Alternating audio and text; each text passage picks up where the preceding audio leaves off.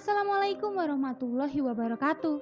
Hai sobat horor, kali ini aku bakal bawain cerita dari Miss Kala underscore Skala yang berjudul Agni. Nggak usah basa-basi lagi, langsung aja kita mulai.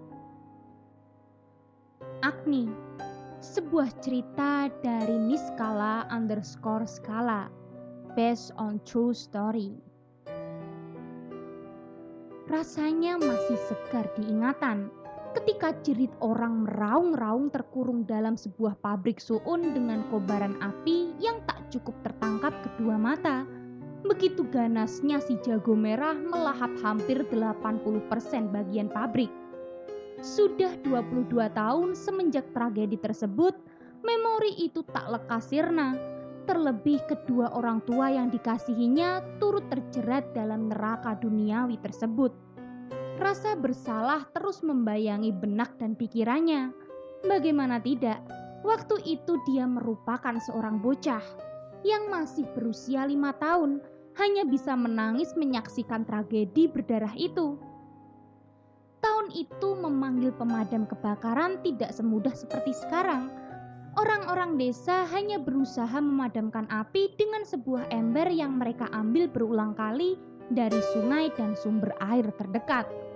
1975. Mayoritas penduduk di desa saya adalah petani. Ada yang menggarap lahan sawahnya sendiri, ada pula yang menggarap lahan sawah milik tuan tanah yang kala itu sedang berjaya. Meski begitu, semua berjalan baik-baik saja. Walau kesenjangan sosial marak di mana-mana. Yang kaya, kaya sekali, yang miskin, miskin sekali. Menyedihkan menyaksikan banyak keluarga kecil yang menggarap lahan sawah milik juragan dengan susah payah dan segala upaya, namun hanya mendapatkan upah 10% dari hasil panen setiap 3 bulan sekali. Itu pun kalau hasilnya bagus. Kadangkala ada waktunya apes melanda penduduk desa, salah satunya gagal panen. Bertahun-tahun warga desa saya bergantung hidup kepada sawah dan padi. Sebelum akhirnya tahun 1983, seorang juragan besar dan kaya raya mendatangi kepala desa. Pak Junet nama beliau, seorang sarjana ekonomi katanya. Beliau merupakan penduduk desa seberang yang melihat potensi besar di desa saya, baik dari sumber daya manusia maupun sumber daya alamnya. Beliau berniat mendirikan sebuah pabrik soun di salah satu lahan kosong yang cukup luas, yang berbatasan langsung dengan lahan pertanian desa. Beberapa penduduk setuju akan rencana beliau dan sebagian lagi kontra dengan alasan pencemaran lingkungan dan mematikan produksi pangan desa. Namun kepala desa menimbang dan mengukur kesetaraan antara keuntungan dan kerugian yang akan diterima oleh desa apabila menerima tawaran Pak Junet.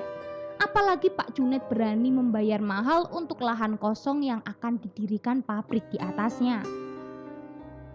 Dan bersedia membayar pajak tanah ke kas desa setiap tahunnya. Dengan iming-iming yang sebegitu menarik, kepala desa akhirnya menyetujui tawaran Pak Junet. Tentu atas musyawarah dengan beberapa tokoh masyarakat dan sesepuh desa. Proses pembangunan pabrik berjalan begitu cepat.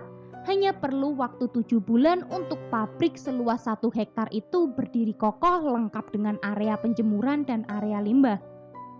Saya masih sangat ingat, Pak Junet mengerahkan 500 kuli bangunan yang bekerja selama kurang lebih 18 jam untuk bisa mencapai target selesai pembangunan pabrik. Pak Junet mengambil kuli-kuli tersebut dari luar desa maupun penduduk desa saya. Ayah saya merupakan salah satu yang terlibat sebagai kuli pembangunan pabrik tersebut. Dengan upah mingguan Rp5.000 sudah mampu sedikit meringankan beban ekonomi penduduk desa.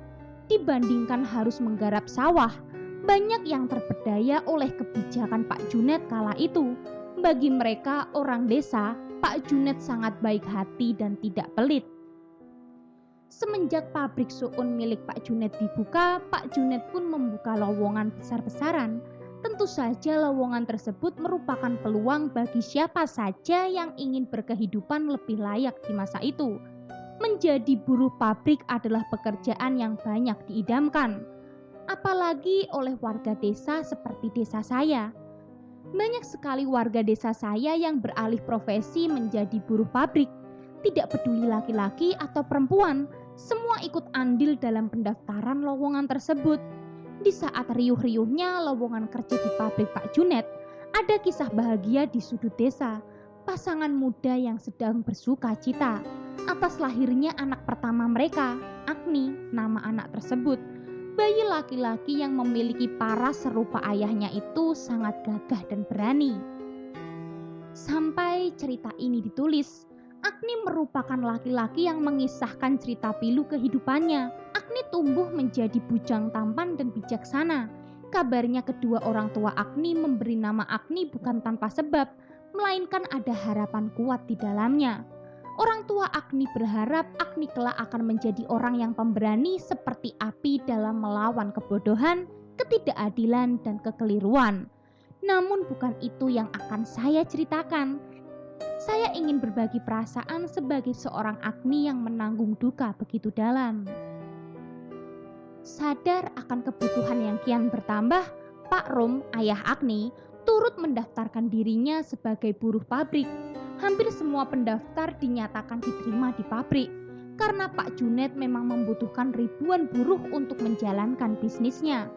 Meskipun jam kerja yang ditetapkan terhitung tidak manusiawi, yaitu 14 jam sehari, dimulai sejak pukul 6:30 pagi sampai 7:30 malam hari, berlaku bagi buruh laki-laki, dan 12 jam kerja bagi buruh perempuan. Upahnya pun tidak begitu besar, hanya 2.500 setiap hari Sabtu. Namun hal tersebut bukan masalah bagi seorang Pak Rum, mengingat dirinya baru saja dikaruniai seorang putra yang pastinya akan membutuhkan banyak biaya untuk menyokong pertumbuhannya. Istrinya pun masih perlu istirahat, sehingga belum sanggup beraktivitas berat. Pak Rum terkenal orang yang tekun dan ulet. Tidak pernah satu hari pun beliau telat masuk kerja barang 1 menit pun. Karena pribadinya yang disiplin dan konsisten, Pak Junet berinisiatif menempatkan Pak Rum pada posisi kepala produksi. Begitu bahagianya Pak Rum, dan menganggap semua itu adalah berkah dari Tuhan sekaligus rezeki untuk anaknya yang baru lahir. Hari berganti minggu, minggu berganti bulan. Pabrik Pak Junet kian eksis, terlebih dengan penggunaan mesin-mesin produksi yang tergolong mewah di zaman itu. Hasil produksi soon pun selalu berlimpah ruah dan selalu sesuai target. Soon pabrik Pak Junet terkenal produk yang bagus dan berkualitas. Customernya sudah ada di mana-mana, sampai keluar kota dan luar provinsi. Bulan berganti tahun. Pada tahun 1987, kejayaan pabrik Pak Junet mulai redup karena peminat soon kian turun drastis. Pak Junet yang awal mendirikan pabrik masih berumur laki-laki paruh baya, kini kian menua. Beliau sudah jarang datang ke pabrik untuk memeriksa produksi pabrik. Semenjak itu banyak kejadian yang sulit diterima oleh nalar. Pak Rum yang telah mengabdi lama kepada Pak Junet sejak pabrik beroperasi, telah menjadi satu-satunya orang kepercayaan Pak Junet. Pak Rum dipercaya untuk mengawasi mobilitas pabrik ibarat seperti tangan kanan Pak Junet. Kabarnya Pak Junet terkena stroke ringan sehingga beliau tidak sanggup lagi berjalan jauh dan harus memakai tongkat. Namun sebulan sekali biasanya Pak Junet datang ke pabrik menaiki mobil bersama sopir pribadinya, itu pun hanya sebentar. Namun anehnya setiap berkunjung ke pabrik, beliau selalu mengajak Pak Rum ke area limbah pabrik yang lokasinya ada di tepi belakang wilayah pabrik. Areanya tertutup, hanya ada beberapa kolam-kolam memanjang dengan lebar 1 meter. Kolam-kolam tersebut berisi limbah-limbah sisa produksi soon. Pak Junet tidak ingin ditemani oleh siapapun kecuali Pak Rum. Di samping area limbah terdapat sekotak kamar mandi yang cukup luas berukuran 3x3 meter. Di dalamnya berisi sumur dan area pemandian. Di sekeliling tembok kamar mandi terdapat keran-keran air. Biasanya beberapa buruh yang menginap di pabrik melakukan MCK di kamar mandi tersebut. Tidak ada yang tahu pasti apa yang dilakukan Pak Junet dan Pak Rum tiap kali mereka masuk ke area limbah. Namun sempat terdengar desas-desus bahwa setiap 1 bulan sekali Pak Junet datang dengan membawa sekantong kresek hitam.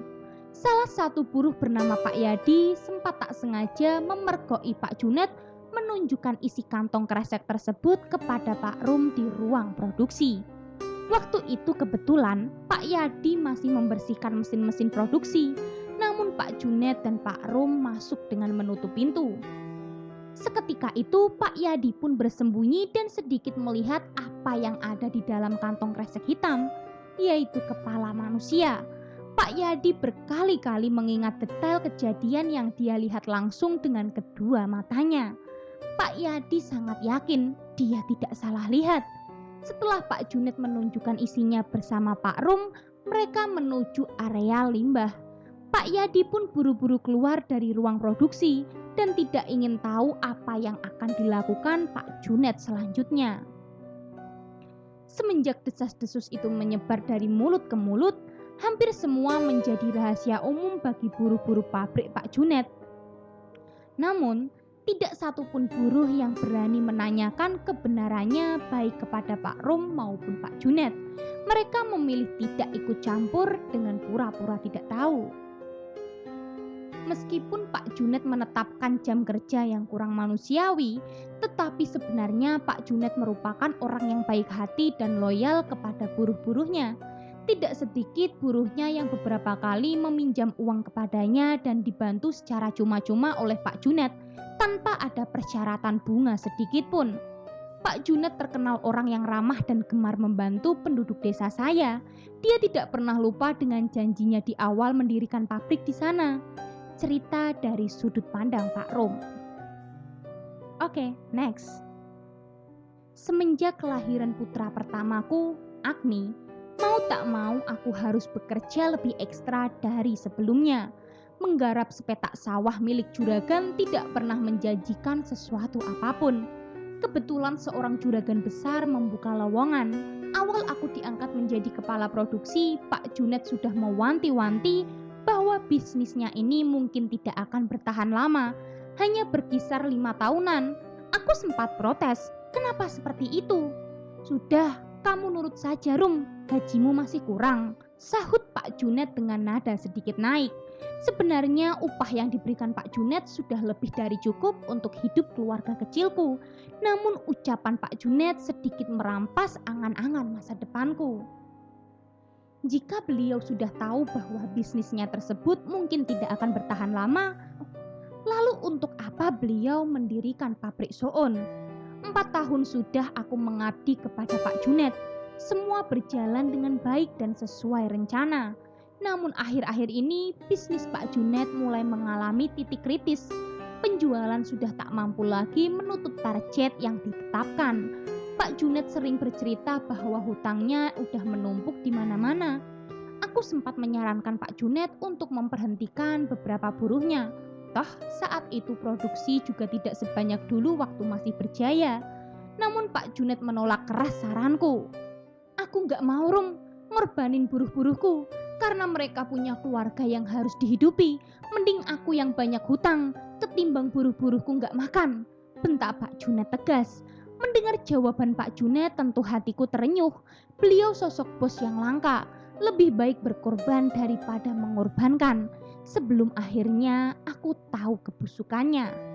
Tepat hari Kamis malam Jumat Kliwon, sore hari pukul 4 sore, Pak Junet datang menaiki mobil diantar sopirnya.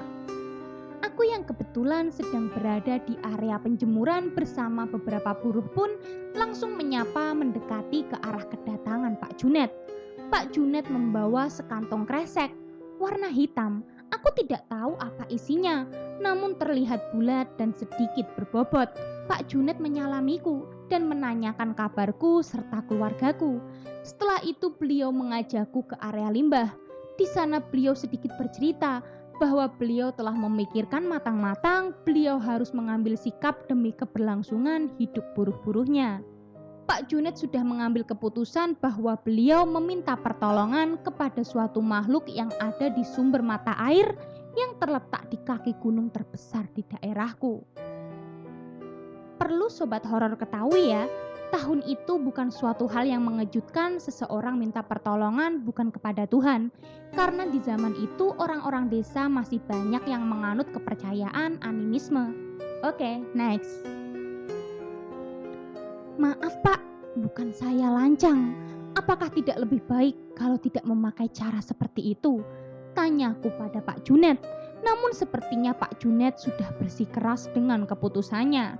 Aku paham betul, sumber mata air yang dimaksud Pak Junet pasti Pancuran 5, sebuah pemandian air panas yang berada tepat di kaki gunung es. Tempat itu sudah terkenal disucikan dan dikeramatkan. Orang-orang biasanya datang untuk meminta sebuah bantuan atau kekayaan. Namun, jantungku kembali terpacu ketika Pak Junet secara sadar membuka isi kantong kresek hitam yang ada di tangan kirinya. Kepala seorang laki-laki yang bercucuran darah dari hidung, telinga, dan kedua bola matanya yang telah hilang dari tempatnya. Mulutnya menganga seperti sebelumnya telah terjadi pencekikan yang keji. Aku hampir muntah saat itu. Bau anyir darah tak lagi tertahankan. Kamu gak usah takut, ini cuma pengorbanan kecil. Mending mengorbankan satu nyawa ketimbang banyak nyawa, ucap Pak Junet menenangkan. Tapi laki-laki itu siapa, Pak? Tanyaku dengan bibir yang gemetar. Dan ku ketahui bahwa laki-laki tersebut merupakan seorang pengendara yang bahkan Pak Junet pun tidak tahu menahu siapa identitasnya. Dia merupakan salah satu tumbal yang dikorbankan melalui kecelakaan lalu lintas di sebuah alas yang dikenal angker di daerah yang cukup jauh dari daerahku. Lehernya terlindas truk, ucap Pak Junet singkat. Saat itu juga Pak Junet memintaku untuk mengubur kepala tersebut di celah-celah kolam limbah. Dari kolam satu dan kolam lainnya terdapat celah-celah sekitar 10 cm. Aku cuma seorang buruh, seorang bawahan tidak mampu mengelak apapun yang diperintahkan Pak Junet. Dengan menahan mual setengah mati, aku turuti kemauan Pak Junet tanpa bertanya sepatah kata pun. Entah kenapa sejak saat itu, Pak Junet berubah menjadi orang yang sedikit arogan. Jangan bilang siapa-siapa, Rum. Ini rahasia kita berdua. Ini juga buat kebaikan kita dan buruh-buruh lain. Tolong kamu jaga kepercayaanku. Aku sudah gak tahu lagi harus gimana. Ini satu-satunya jalan, pinta Pak Junet sembari memegang pundakku. Aku hanya mampu mengangguk patuh. Kepalaku dipenuhi 1000 tanya. Pabrik ini bukan pabrik sembarangan. Ternyata di dalamnya menyimpan banyak misteri yang bahkan aku sendiri pun tidak paham lagi. Pak Junet berpamitan hendak pulang. Beliau berpesan bahwa bulan-bulan berikutnya akan selalu datang setiap Kamis sore malam Jumat Kliwon. Aku pulang ke rumah dengan rasa ingin tahu yang besar. Namun sebisa mungkin, ku tepiskan jauh-jauh agar istri dan anakku mendapat kehangatan selayaknya dari aku, kepala rumah tangga mereka. Sesampainya di rumah, aku serahkan 2 lembar Rp1.000 yang sempat diselipkan oleh Pak Junet di saku kemejaku ketika beliau hendak pulang. Istriku menerima dengan senyum lebar. Uang apa ini, Mas?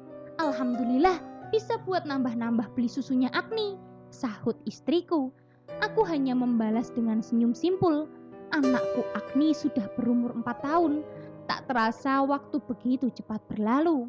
Sebenarnya aku sangat ingin bercerita kepada istriku, namun tak tega rasanya bila dia harus menanggung fakta yang sesungguhnya tentang pabrik Pak Junet.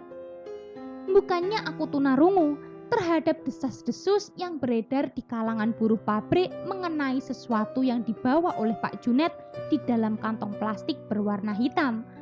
Namun aku memang memilih bisu akan kabar tersebut. Aku memilih berpura-pura tidak mengetahui apa-apa. Sebisa mungkin aku bersikap biasa saja kepada teman-teman buruh yang lainnya. Suatu hari tepat hari Rabu malam, tumben Pak Junet datang ke pabrik. Kebetulan malam itu adalah giliran aku ronda di pabrik bersama kedua teman buruhku. Aku diajak masuk ke mobil Pak Junet, lalu aku dibawa ke arah utara, jalan menuju gunung. Aku paham, pasti aku hendak diajak ke Pancuran 5. Aku hanya berdiam diri sepanjang perjalanan tanpa berani bertanya banyak. Jalur menuju Gunung dan Pancuran 5 bukanlah jalur yang mudah dilewati, terlebih di tahun itu. Jalan aspal masih sangat sedikit dan lebih banyak jalan tanah dan berbatu. Kurang lebih 4 jam perjalanan aku tiba di Pancuran 5. Ternyata benar dugaanku. Pak Junet meminta di Pancuran 5 ini. Turun dari mobil, hawa dingin langsung menerpa tengkuk dan leherku. Bulu kuduk serasa merinding dan berdiri. Jam sudah menunjukkan pukul 11 malam. Tidak ada siapapun di sana selain kami bertiga. Aku, Pak Junet, dan sopirnya. Segera Pak Junet memerintah supirnya untuk menyiapkan sesajen dan teman-temannya untuk ritual. Supir Pak Junet mengeluarkan sesajen dari dalam bagasi mobil. Ada ayam cemani juga yang sudah diikat kakinya. Ayamnya masih hidup. Segera kami berjalan menuju lokasi. Karena dari tempat parkir mobil ke Pancuran 5 masih harus menuruni tangga dari tanah sekitar 300 meter. Tenangkan pikiran Murum, kita nggak bakal kenapa-napa. Yang penting tetap jaga sikap, kesopanan. Nanti juga kamu tahu apa permintaanku, ucap Pak Junet yang seolah paham kekhawatiran yang merenggut batinku. Aku hanya membalas senyum kepada Pak Junet. Sudah terdengar suara gemericik air yang cukup deras. Syahdu memang, namun tetap tidak menghilangkan kesan angker karena lokasi Pancuran 5 berada di tengah-tengahnya. Ditambah lokasi Pancuran 5 ada di hutan pinus yang asri dan rimbun. Sesampainya di Pancuran 5, debit airnya sedang besar. Airnya jernih, hanya ada satu sumber penerangan di sana. Lampu bolam 5 watt yang tergantung di tiang bambu setinggi 2 meter. Sama sekali tak cukup menerangi Pancuran 5 tersebut. Namun, di bawah lampu terdapat batu datar dengan diameter 1 meter dan di depan batu tersebut terdapat gundukan tanah yang menggunung serta sisa-sisa dupa, bunga yang mengering dan kemenyan. Menurut Pak Junet, batu datar tersebut biasa digunakan untuk bersemedi. Sekedar untuk mencari wangsit atau pencerahan maupun mencari kekayaan. Pak Junet sudah meletakkan sesajen di atas gundukan tanah, menyalakan dupa dan membakar kemenyan. Kemudian dia berlutut lalu merapalkan kalimat yang aku tidak paham maksudnya. Kula nuwun sewu Gusti ingkang Maha Welas Asih. Kawula saged bang wingo-wingo, jin setan kang tak utusi, dadya sebarang, waja lelayu sebat. Hamba datang rawuh ing papan menika ajeng nyuwun pitulungan saking Gusti. Kira-kira seperti itu kalimat yang dirapalkan oleh Pak Junet. Aku tidak tahu betul makna dari kalimat tersebut. Setelah itu Pak Junet menyembelih ayam cemani di samping sesajen. Darah mengalir sampai menyentuh ke air pancuran. Air pancuran berubah menjadi merah darah. Seketika itu angin berhembus sangat kencang. Aku menahan rasa takutku sekuat tenaga, meskipun rasanya sudah sangat lemas. Bahkan untuk berdiri kakiku terasa lemas. Tiba-tiba dari balik pancuran muncul sosok dari kepala hingga perut berwujud manusia, memiliki 2 tangan. Hanya saja sosok tersebut memiliki 2 tanduk di kepalanya. Sekujur tubuhnya ditumbuhi bulu hitam yang sangat lebat. Lidahnya menjulur panjang, matanya merah menyala, dan 2 taring di mulutnya memanjang seperti hampir di dadanya. Dari perut ke bawah wujudnya adalah ular, bersisik dan besar. Sosok tersebut mungkin memiliki panjang kurang lebih 20 meter. Dia mendekat ke arah Pak Junet. "Kamu ada keperluan apa datang ke hutanku?" tanya sosok tersebut dengan suara besar dan mengerikan. "Maaf, saya sudah mengganggu waktumu. Saya datang ke sini lagi karena kemarin sudah melaksanakan apa yang kamu perintahkan. Hari ini tujuan saya ingin meminta pertolongan agar pabrik saya mampu mencapai target penjualan. Tujuan saya bukan untuk mencari kekayaan, namun agar saya mampu membayar upah karyawan saya." Pak Junet mencoba menjelaskan kepada sosok tersebut.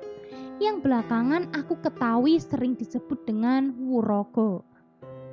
Kamu sudah mengubur kepala laki-laki di pabrikmu. Sekarang bawalah air dari kolamku.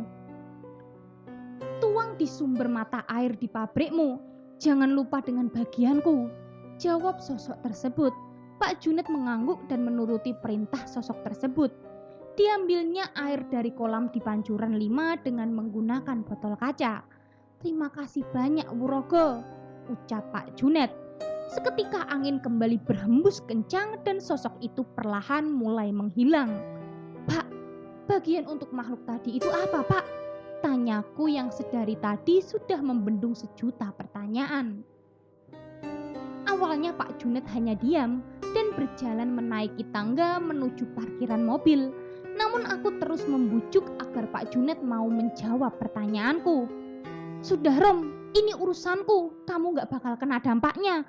Aku cuma pengen terbuka sama kamu, karena aku sudah percaya beneran sama kamu. Kalau kamu mau tahu apa yang menjadi bagian Wurogo, yaitu orang-orang yang kecelakaan di jalan-jalan, jadi gak mungkin merugikan kita. Terang Pak Junet dengan nafasnya yang ngos-ngosan menaiki tangga. Terlebih struk ringan di kaki kanannya menyulitkan beliau untuk berjalan. Aku sedikit lega dengan jawaban Pak Junet, meskipun sebenarnya pikiran berkecambuk. Kok bisa Pak Junet mengorbankan orang-orang yang bahkan beliau tidak mengenalnya, tidak punya dosa apa-apa, dan tidak tahu menau mengenai perkara Pak Junet dan pabriknya. Entahlah, saat itu aku hanya ingin segera pergi dari hutan tersebut dan pulang, karena aku sangat mengantuk. Di perjalanan pulang menuruni lereng bukit kaki gunung es, jalannya memang berkelok tajam. Tiba-tiba di suatu tikungan, kami dikejutkan oleh sekawanan kera hutan yang menghadang mobil kami. Supir Pak Junet menekan-nekan klakson serta mengedip-ngedipkan lampu mobil agar kawanan kera tersebut takut dan mau menyingkir dari badan jalan. Namun kera-kera tersebut justru membabi buta. Beberapa dari mereka naik ke atap mobil dan mencakar-cakar kaca jendela mobil. Mobil yang kami naiki hanyalah mobil Cherry jadul yang tak ber-AC. Jadi kami hanya mampu menutup kaca-kaca jendela mobil dan pasrah terdiam, menunggu kera-kera tersebut bosan dan pergi dengan sendirinya. Cukup lama kami menunggu. 45 menit setelahnya baru kawanan kera itu pergi. Kami melanjutkan perjalanan pulang. Pukul 3 dini hari kami sampai di pabrik. Aku diturunkan oleh Pak Junet. Setelahnya aku langsung bergegas ke rumah untuk tidur. Walaupun hanya sebentar karena 6:30 nanti harus kembali berangkat ke pabrik. Keesokan harinya aku beraktivitas seperti biasa. Namun pabrik terasa ada yang aneh. Hawanya tidak seperti biasanya. Hari itu terasa lebih anyep, padahal di dalam pabrik terdapat banyak mesin-mesin produksi yang sedang beroperasi dan menimbulkan suara gaduh. Sedangkan atap pabrik juga hanya dari seng yang seharusnya menambah hawa panas di dalam pabrik. Namun hari itu benar-benar terasa dingin. Bahkan aku sama sekali tidak berkeringat, padahal terik matahari di luar sedang menyengat-nyengatnya. Brak! Terdengar suara gaduh seperti barang yang terjatuh dari ketinggian. Sumber suara tersebut berasal dari area limbah. Buru-buru aku menghampiri asal suara tersebut, diikuti oleh 3 rekan buruh yang lain. Brak! Suara pintu area limbah terbanting. Tidak ada siapa-siapa di sana. Tidak pula ada benda yang jatuh. Aku hanya bisa menebak-nebak tanpa tahu yang pasti. Aku menyuruh 3 buruh yang tadi mengikuti untuk kembali bekerja, sedangkan aku tinggal di area limbah sebentar. Kulihat darah mencuat dari lokasi aku mengubur kepala manusia kemarin. Darahnya merah segar. Bang Dik, apa ini? Gerutuku kesal. Aku gali kembali tanah tersebut dan terkejut bukan mainnya aku ketika yang kulihat kepala yang kemarin berubah menjadi memiliki 2 mata yang sempurna. Dia sedang melotot ke arahku dan mulutnya terus-menerus memuncratkan darah segar. Asem, asem. Aku injak-injak kepala tersebut dan kembali kutanam di dalam tanah. Jantungku berdegup kencang. Aku lari keluar dari area pabrik. Ketika tiba waktu pulang, aku sengaja tidak langsung pulang ke rumah.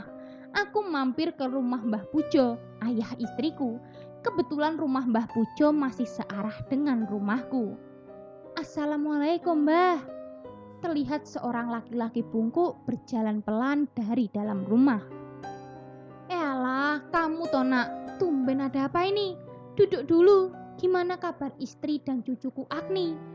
Tanya Mbah Pujo dengan mimik yang sudah tidak terlalu jelas karena giginya sudah ompong semua.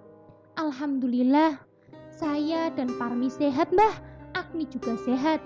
Jawabku sembari membantu Mbah Pujo duduk di kursinya. Mbah Pujo menyesap dalam-dalam rokok lintingan yang ada di tangannya. Sementara aku mencoba menceritakan detail mengenai pabrik dan Pak Junet. Bagi orang-orang di desaku, Pak Junet bukan lagi orang asing. Siapa yang tidak kenal dengan beliau? Walaupun beliau bukan penduduk asli desaku, namun telah banyak berkontribusi untuk pembangunan di desaku. Hati-hati nak, gak usah ikut hal yang begitu. Aku cuma ingin kamu dan anakku Parmi hidupnya tenang. Pikirkan lagi nasib anakmu Agni.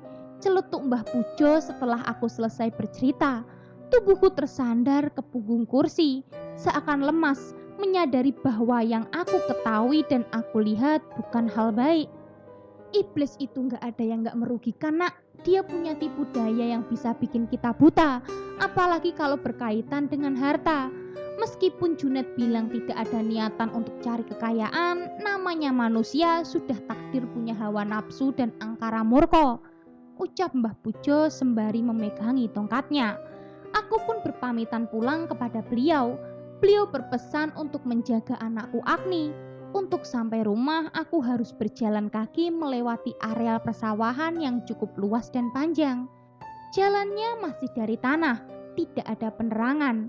Yang tersisa hanyalah cahaya rembulan. Aku berpikir keras tentang apa yang mesti aku lakukan.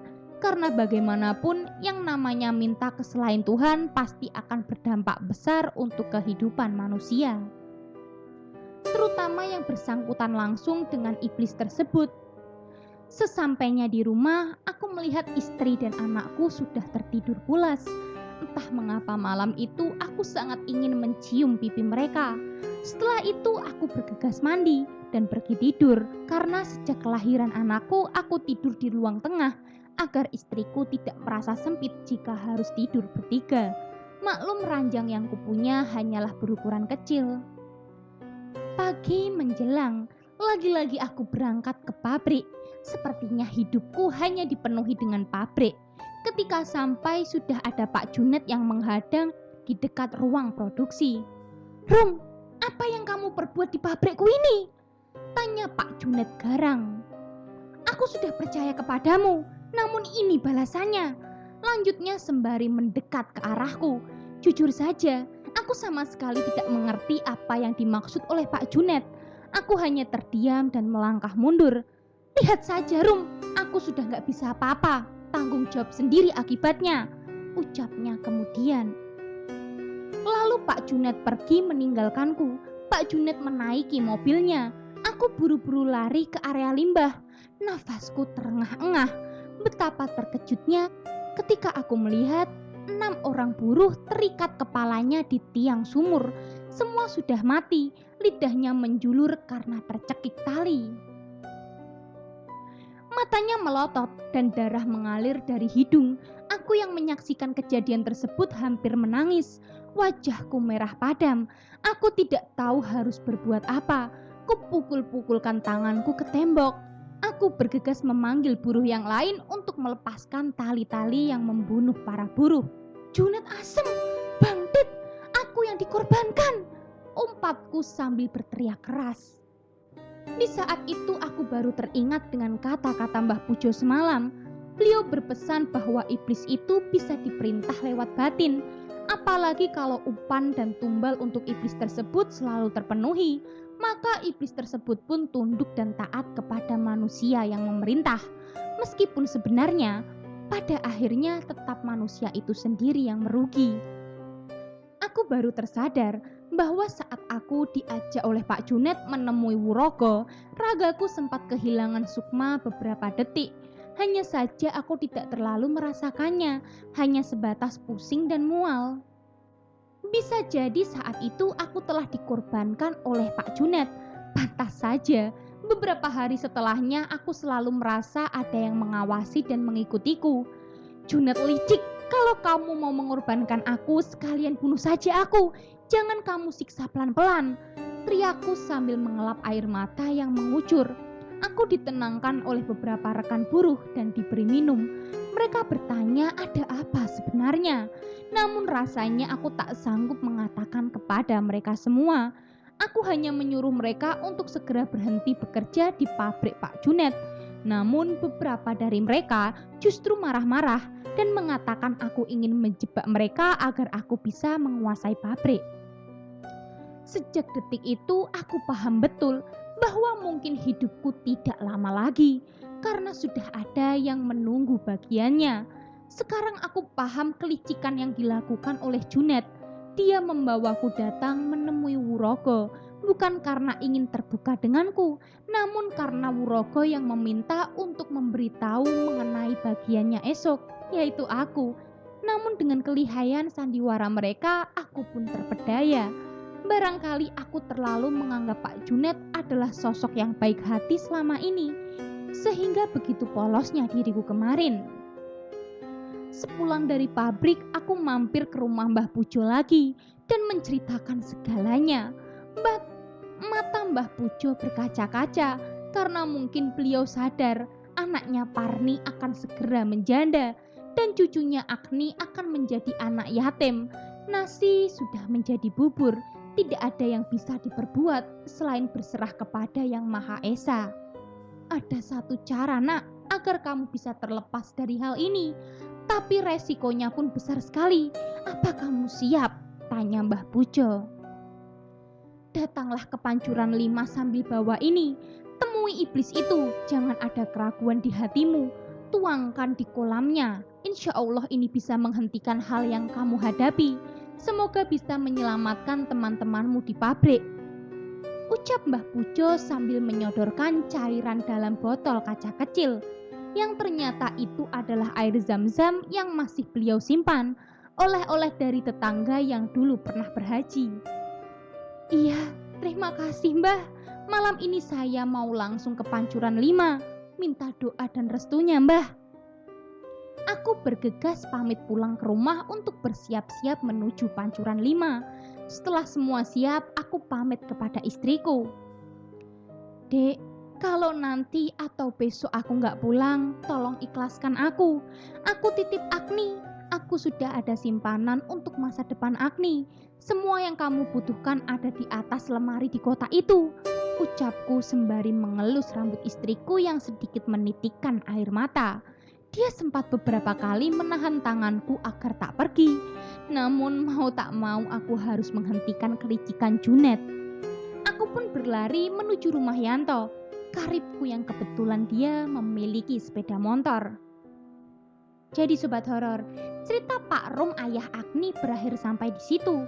Cerita Pak Rum diceritakan berdasarkan kesaksian Mbah Pujo yang memang sudah mengetahui cerita dari Pak Rum sendiri.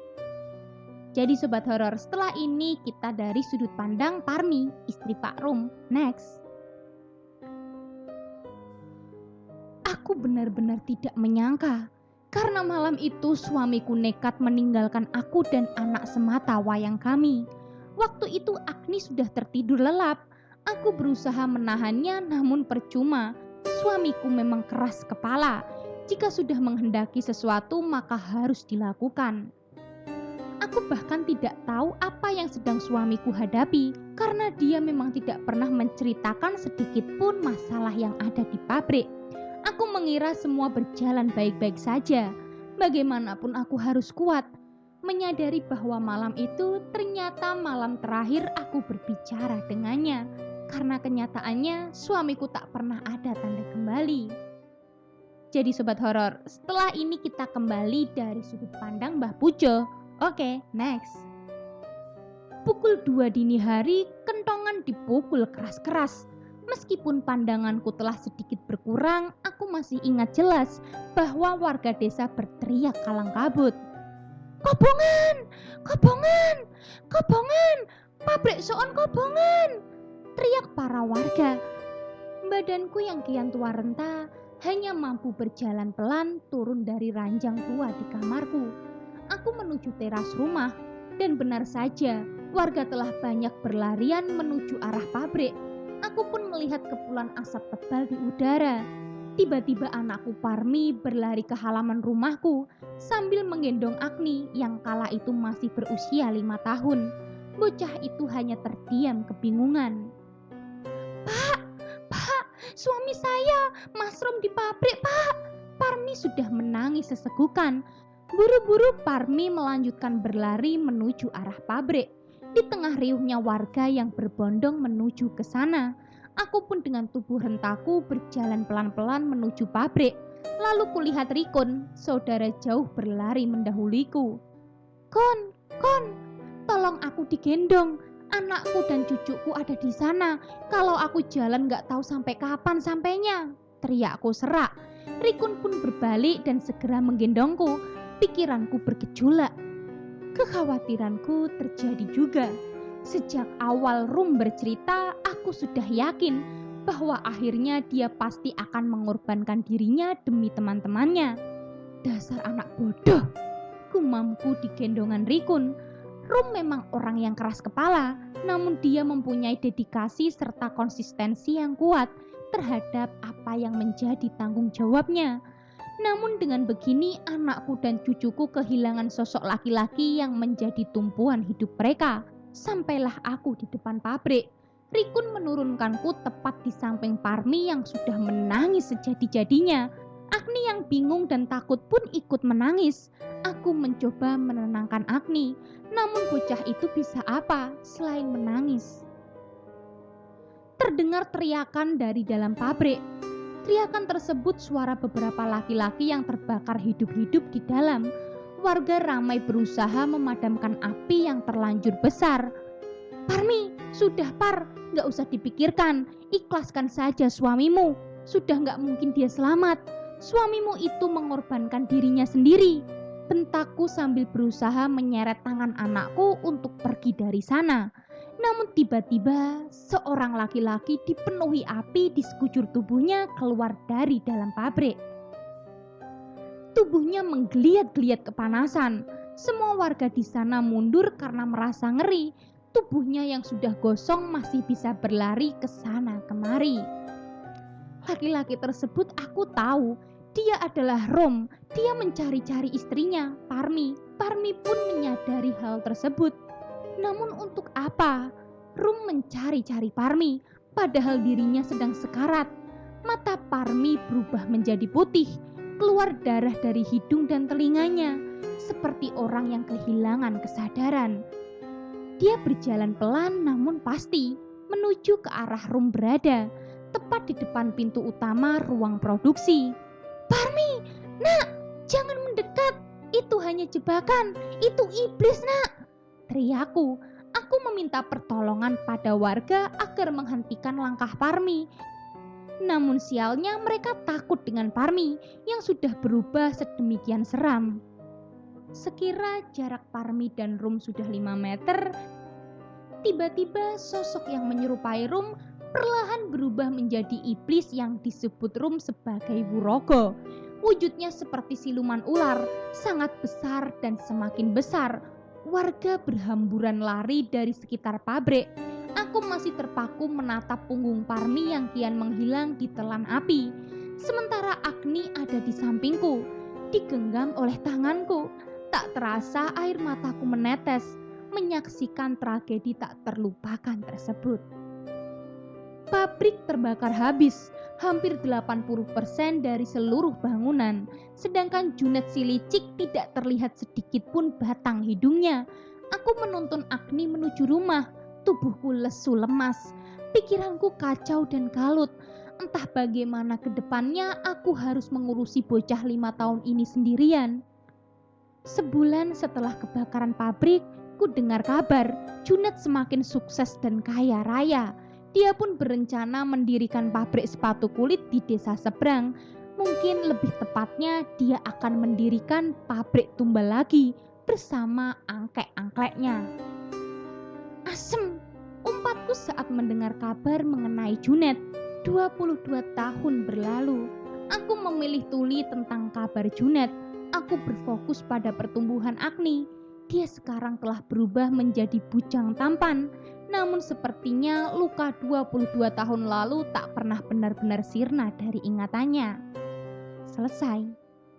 Oh ya sobat horor, ada sedikit jawaban ya. Sebenarnya mengapa Rum akhirnya memilih membakar dirinya dan beberapa teman di pabrik? Rum tahu bahwa tawarannya kepada Wurogo telah gagal. Itu berarti Junet telah mengorbankan seluruh buruh. Rum tidak ingin hal tersebut terjadi. Maka dari itu Wurogo pun memberikan tawaran yang tak kalah licik, yaitu 2 pilihan.